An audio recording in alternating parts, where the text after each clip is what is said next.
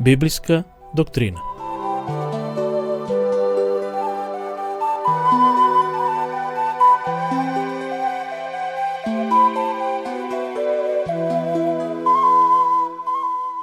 Ова тромесечие ќе проучаваме тематиката соединување на небото и земјата.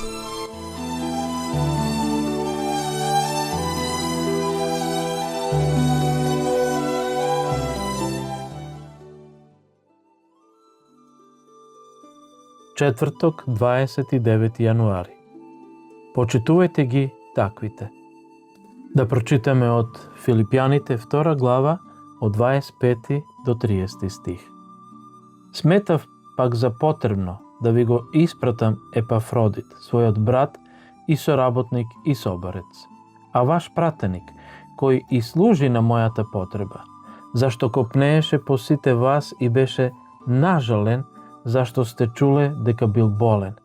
Навистина беше болен близу до смртта, но Бог му се смилува. И не само нему, туку и мен, за да не ми дојде жал врз жал. Затоа го испратив поскоро, да се зарадувате пак кога ќе го видите, и јас да бидам помалку нажален.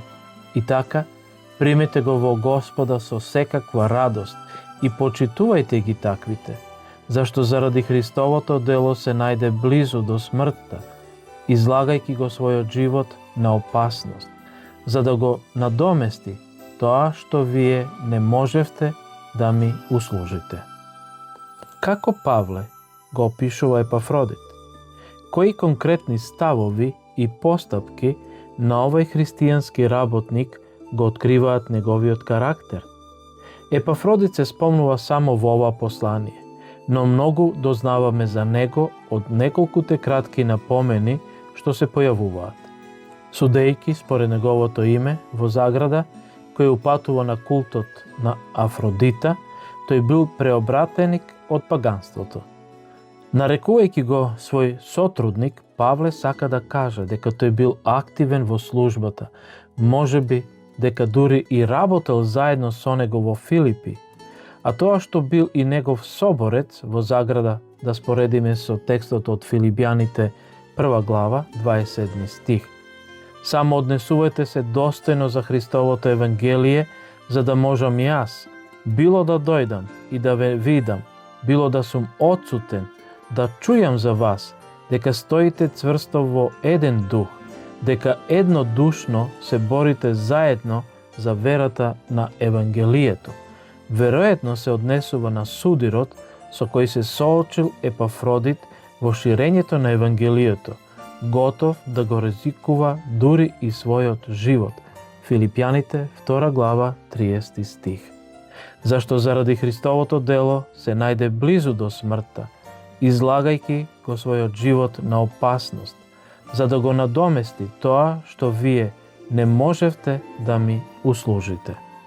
Како пратеник во заграда грчки апостолос, именуван од црквата во Филипи, Епафродит бил испратен да му служи на Павле во затворот и да се погрижи за сите други негови потреби.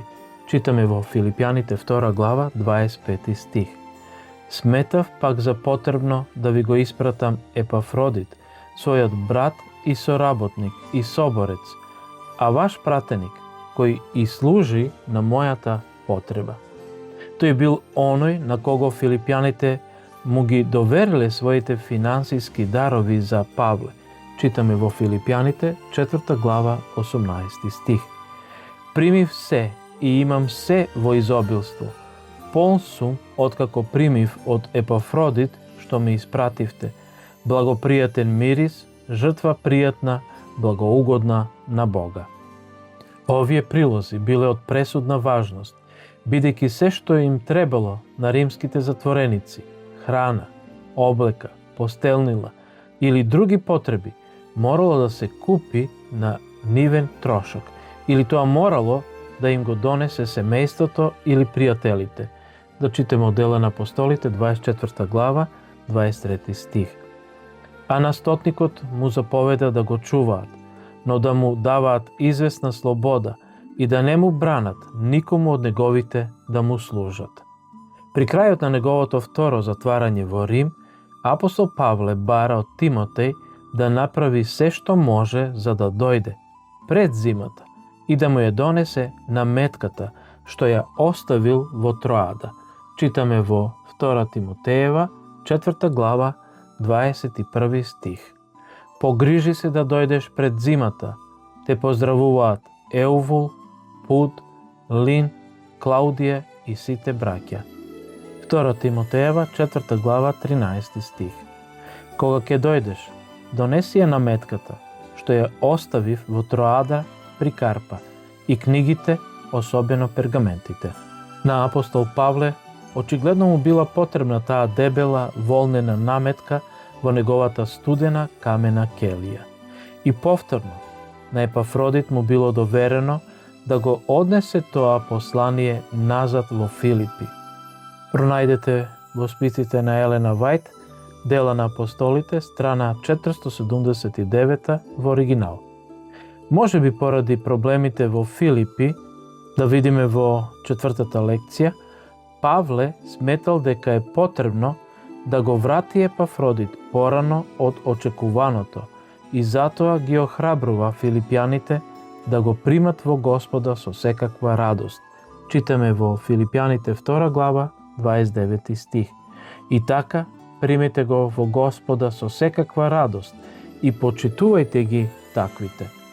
Павле сака да ги увери да не се грижат за неговите околности во затворот. Исто така, тој нагласува дека Епафродит спаѓа меѓу оние што христијаните треба високо да ги ценат, не поради нивното богатство или општествен статус, туку поради само жртвуваниот дух во кој го следат Исусовиот пример. Читаме во Филипјаните, 2 глава, од 6 до 11 стих. Кој, иако е во Божје обличје, не го сметаше како грабнато, тоа што е еднаков со Бога, туку се лиши самиот себе и зеде обличје на слуга, станувајќи сличен со луѓето. И откако се најде во лик како човек, тој се понизи самиот себе и стана послушен до смрт, дури и до смрт на крст. Затоа и Бог го превозвиши и му подари име, што е над секое име, и во Исусовото име да се поклони секое колено на оние кои се на небото и на земјата и под земјата, и секој јазик да исповеда дека Исус Христос е Господ за слава на Бог Таткото. Исто така читаме во Филипјаните, 2 глава, 29 и 30 стих. И така, примете го во Господа со секаква радост и почитувајте ги таквите, зашто заради Христовото дело се најде близу до смртта, излагајќи го својот живот на опасност, за да го надомести тоа што вие не можевте да ми услужите. Да споредиме со Евангелие по Лука, 22 глава, од 25 до 27 стих. А тој им рече: царевите на народите владеат над нив, а оние кои управуваат над нив се викаат добротвори. А вие немојте така, но поголемиот меѓу вас да биде како најмалиот, а старешината како служителот. Зашто кој е поголем? Оној кој прилегнал покрај трпезата или оној кој слугува? Зар не е оној кој прилегнал покрај трпезата? А јас сум меѓу вас како служител. Грчкиот збор што се користи овде за почитување или чест се појавува само неколку пати во Новиот Завет. За слугата кој бил сакан од римскиот стотник, читаме во Лука 7 глава 2 стих. А слугата на еден стотник, кого тој го почитуваше, беше болен на умирање. За оние на кои им била укажана чест со нивното место на содбената гозба, читаме во Евангелие по Лука, 14 глава, 8 стих. Кога ќе те повика некој на свадба, не седнувај на прво место, за да не повика случајно некој кој е поугледен од тебе. И за Исус, како камен темелник, избран, драгоцен, читаме во 1 Петрово, 2 глава, 4 и 6 стих. Пристапете при Него, живиот камен, кога навистина луѓето го отфрлија, но кој е од Бога избран и скапоцен. 6 стих, зашто пишува во писмото: еве поставам во Сион аголен камен, одбран и скапоцен, и кој верува во него, нема да се посраме. За Епафродит да биде вклучен во таа група, тој морал да биде навистина верен човек.